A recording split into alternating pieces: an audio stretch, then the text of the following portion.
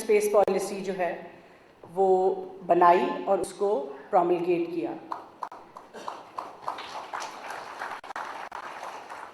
Policy making again is not an easy feat. Multiple stakeholders होते हैं, उनको बिठाना, उनको सेटिस्फाई करना, आपस में बैलेंस क्रिएट करना, it's quite a task at the end of the day. So I think that it's again a very big achievement that Pakistan was able to make, and also उसके space activity rules का timely activate होना is equally important. We've seen multiple policies and legislations जो बन जाती हैं, उनकी activation जो है वो स्टॉल हो जाती है. But I think that the way this has been led is again something which is commendable and will keep bearing fruits in the coming future.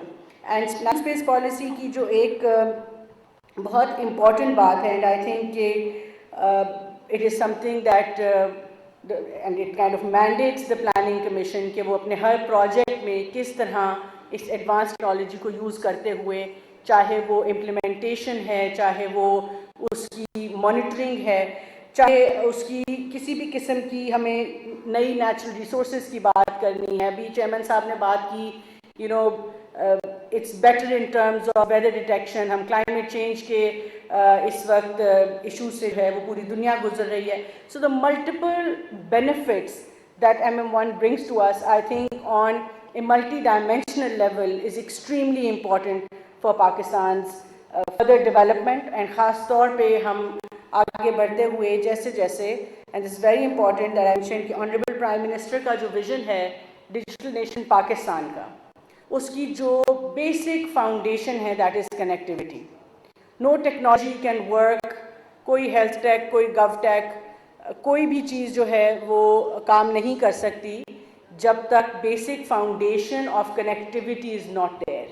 And I think कि फॉर दैट कनेक्टिविटी जो internet provide करता है, जो हमें satellite communication approve करेगी, that is absolutely critical to fulfilling that vision of Digital Nation Pakistan.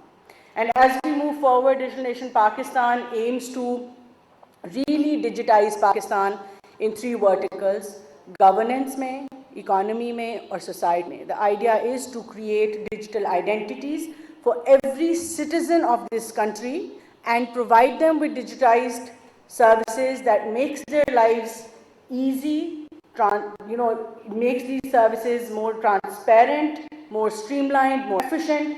ये सारी चीज़ें जो हैं, the idea is to really provide these services with ease from cradle to grave to every citizen of Pakistan.